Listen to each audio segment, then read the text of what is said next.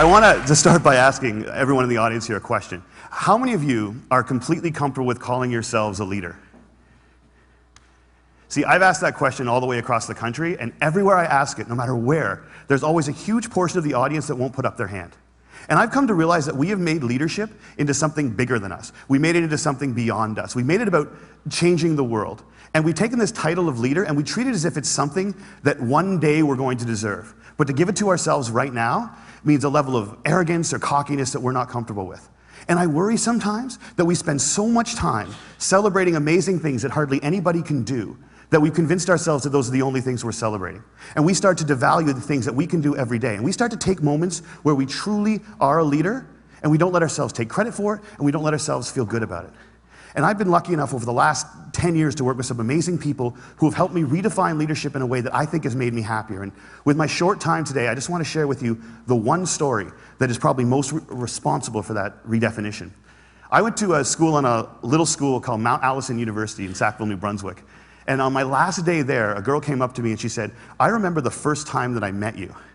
And then she told me a story that happened 4 years earlier. She said, "On my day before I started university, I was in the hotel room with my mom and my dad, and I was so scared and so convinced that I couldn't do this, that I wasn't ready for university, that I just burst into tears. And my mom and my dad were amazing. They were like, 'Look, we know you're scared, but let's just go tomorrow. Let's go to the first day. And if at any point you feel as if you can't do this, that's fine. Just tell us, we will take you home. We love you no matter what.'" And she said, so I went the next day and I was standing in line getting ready for registration, and I looked around and I just knew I couldn't do it. I knew I wasn't ready. I knew I had to quit. And she says, I made that decision, and as soon as I made it, there was this incredible feeling of peace that came over me. And I turned to my mom and my dad to tell them that we needed to go home. And just at that moment, you came out of the Student Union building wearing the stupidest hat I have ever seen in my life. It was awesome. And you had a big sign promoting Shinorama, which is Students Fighting Cystic Fibrosis, a charity I've worked with for years. And you had a bucket full of lollipops. And you were walking along and you were handing the lollipops out to people in line and talking about Shinorama. And all of a sudden, you got to me and you just stopped and you stared. It was creepy. This girl right here knows exactly what I'm talking about. And then you looked at the guy next to me and you smiled and you reached in your bucket, you pulled out a lollipop and you held it out to him. And you said, "You need to give a lollipop to the beautiful woman standing next to you."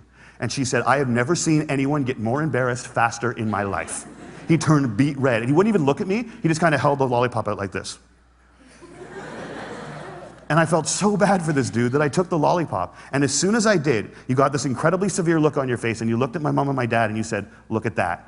Look at that. First day away from home, and already she's taking candy from a stranger." And she said everybody lost it. 20 feet in every direction, everyone started to howl.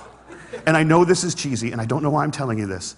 But in that moment when everyone was laughing, I knew that I shouldn't quit. I knew that I was where I was supposed to be, and I knew that I was home.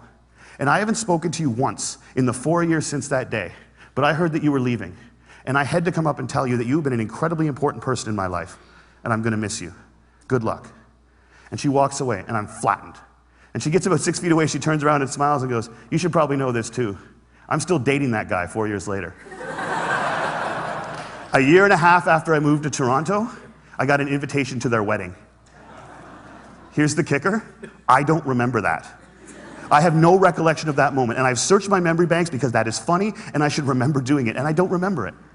And that was such an eye-opening, transformative moment for me to think that maybe the biggest impact I'd ever had on anyone's life, a moment that had a woman walk up to a stranger 4 years later and say, "You've been an incredibly important person in my life," was a moment that I didn't even remember. How many of you guys have a lollipop moment, a moment where someone said something or did something that you feel fundamentally made your life better? All right. How many of you have told that person they did it? See, why not? We celebrate birthdays where all you have to do is not die for 365 days. And yet we let people who have made our lives better walk around without knowing it. And every single one of you has been the catalyst for a lollipop moment. You have made someone's life better by something that you said or that you did. And if you think you haven't, think about all the hands that didn't go back up when I asked that question. You're just one of the people who hasn't been told. But it is so scary to think of ourselves as that powerful. It can be frightening to think that we can matter that much to other people. Because as long as we make leadership something bigger than us, as long as we keep leadership something beyond us, as long as we make it about changing the world, we give ourselves an excuse not to expect it every day from ourselves and from each other. Marianne Williamson said, "Our greatest fear is not that we are inadequate. Our greatest fear is that we are powerful beyond measure. It is our light and not our darkness that frightens us."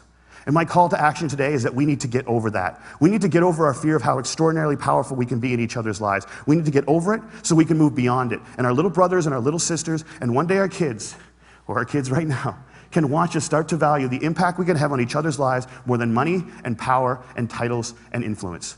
We need to redefine leadership as being about lollipop moments. How many of them we create, how many of them we acknowledge, how many of them we pay forward, and how many of them we say thank you for.